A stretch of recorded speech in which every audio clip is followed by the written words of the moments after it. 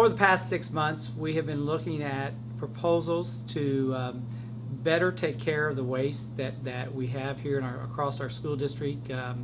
As a result of that, we have learned that by recycling more materials, we can reduce the cost for sanitation services across the district. And we feel like in this time when budgets are tight, we need to look at every possible way to preserve funds to go back into the classroom and have a direct impact on students. And we found that this is one of the ways that we can do that.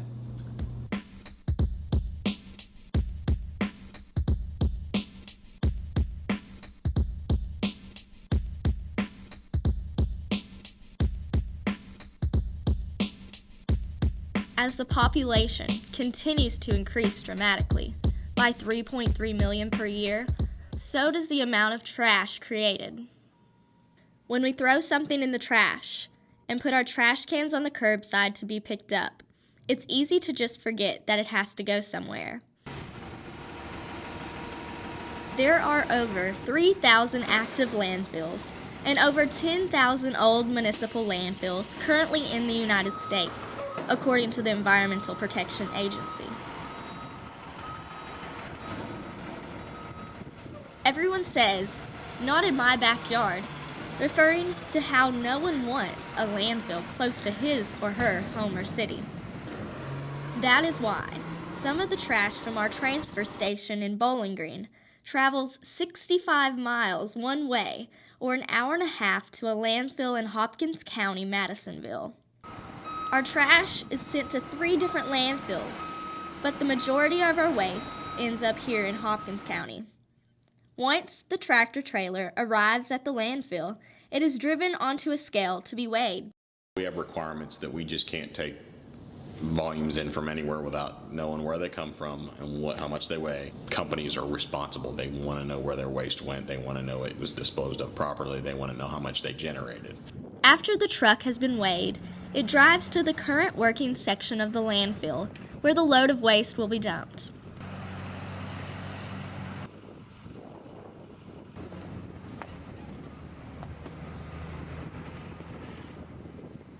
After the waste has been dumped, a heavy machine with spiked wheels on it, called a landfill compactor, runs over the material.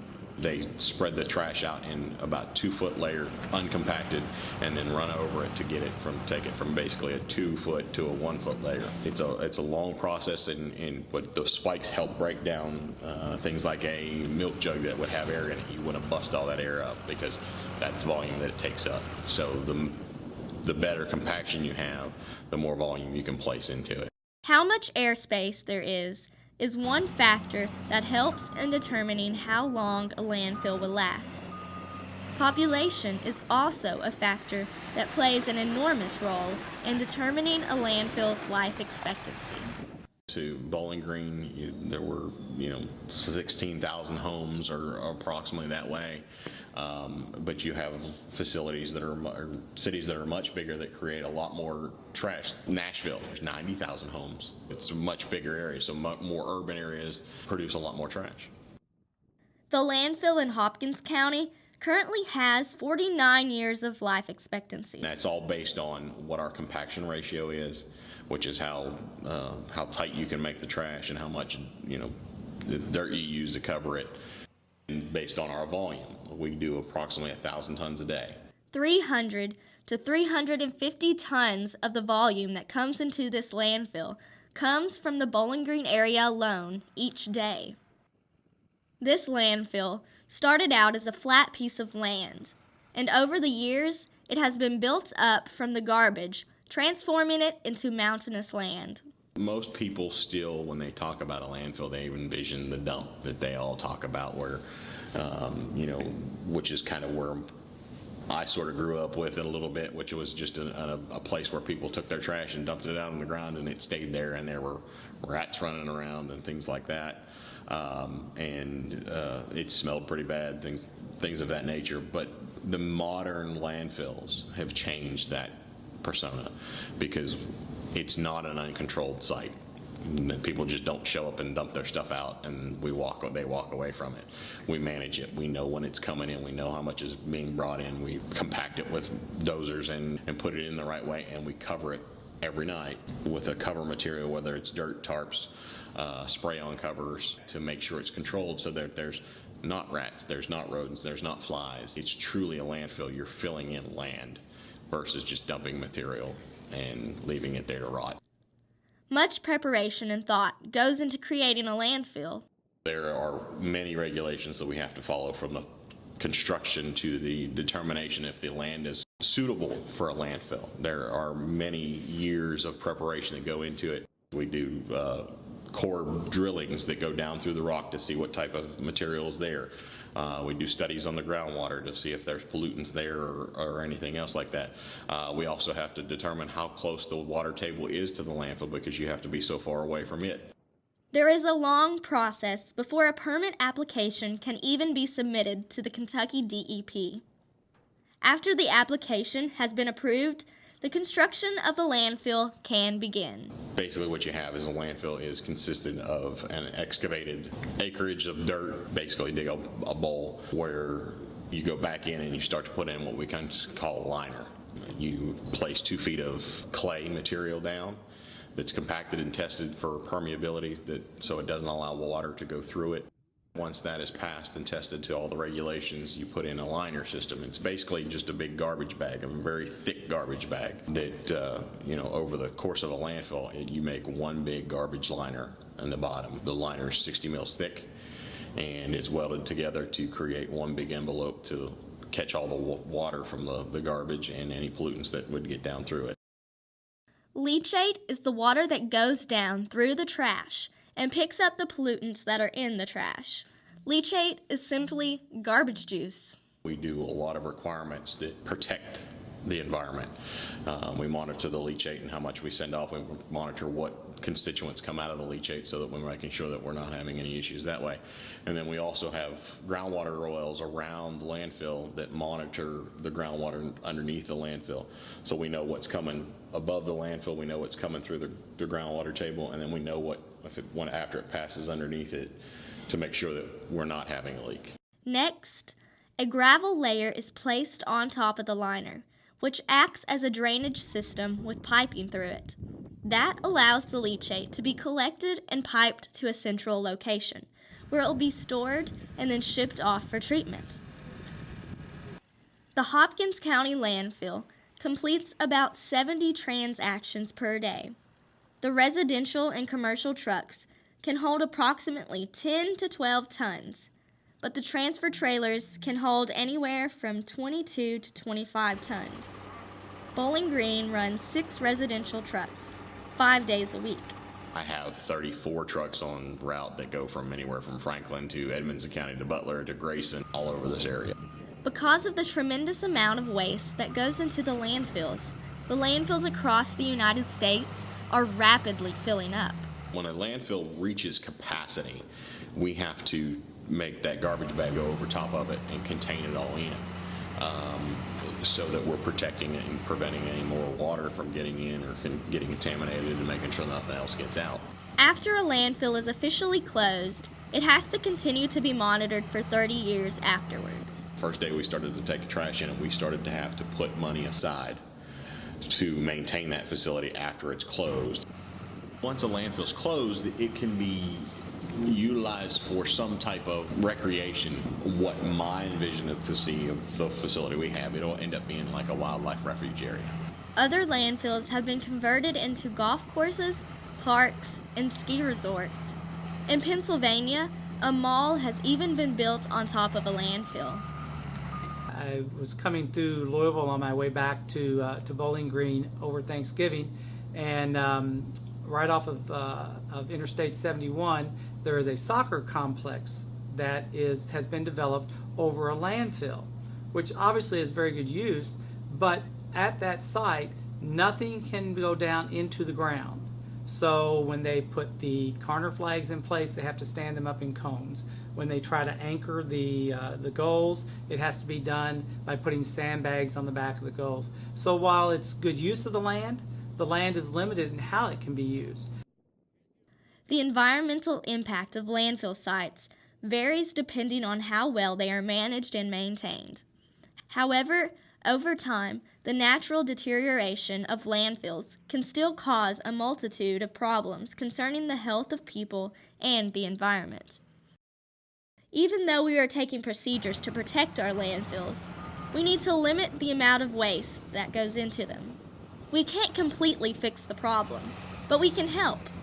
The solution is recycling.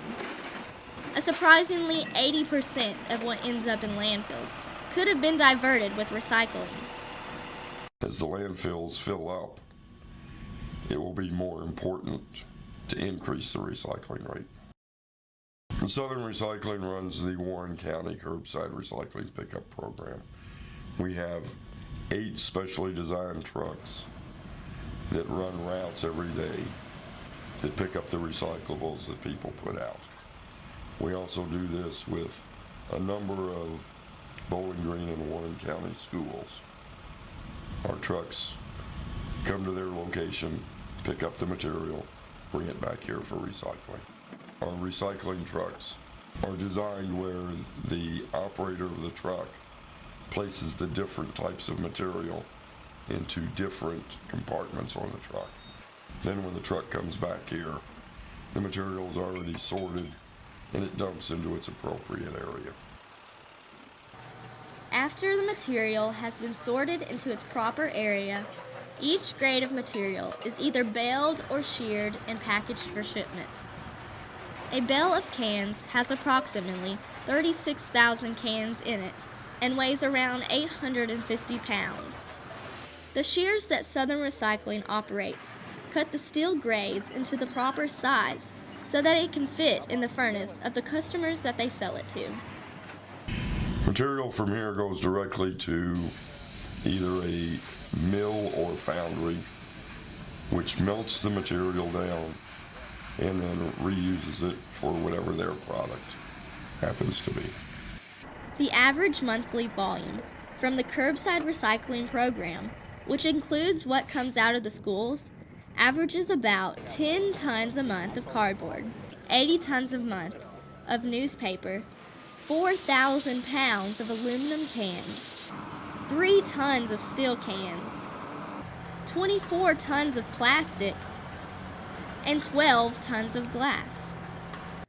The recycling rate in Warren County is about 37% of what could be recycled. Even though 37% doesn't sound really good and it could be improved upon dramatically in relation to the rest of Kentucky as well as the rest of the United States, we are right at the top of the list. In the last 30 years, we've grown up in a throwaway society for the most part. Everything was disposable. Back in my grandfather and grandmother's day, everything was reused. You reused soda bottles, you reused milk bottles, things like that. Recycling is very easy.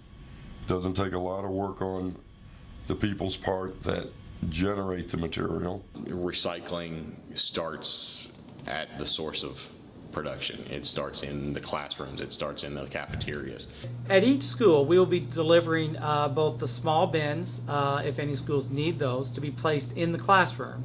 But then at the schools, they will have a certain number of larger 96-gallon rolling containers that will be designated for either plastic, paper, or aluminum. And those will be emptied each week. They will be at certain spots in the building. We're hoping that each school will develop a team that will oversee this process, will determine the best place to put the larger containers within the building. We'll work out a regular plan to have the classroom bins emptied on a regular basis, and then we'll be prepared each week when we come around to gather all that and take it to the recycling plant. It really accomplishes 2 goals, if you will. First, it puts less into our dumpsters each day, and thus we do not pay for as many pickups each week. The second part is that we're reducing the amount that's going to the landfill. Instead, it's going to a recycling plant, which in turn then brings funds back to the district.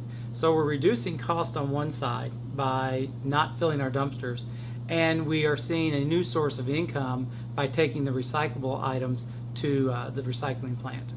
For anyone who doesn't want to recycle, John explains. I would tell them that they're being very short-sighted, that they're being very selfish, that they aren't worrying about the future generations and where our children and our children's children are going to get the things that they need. Together, we can make a difference. Small changes in our behavior can make a huge impact on our planet.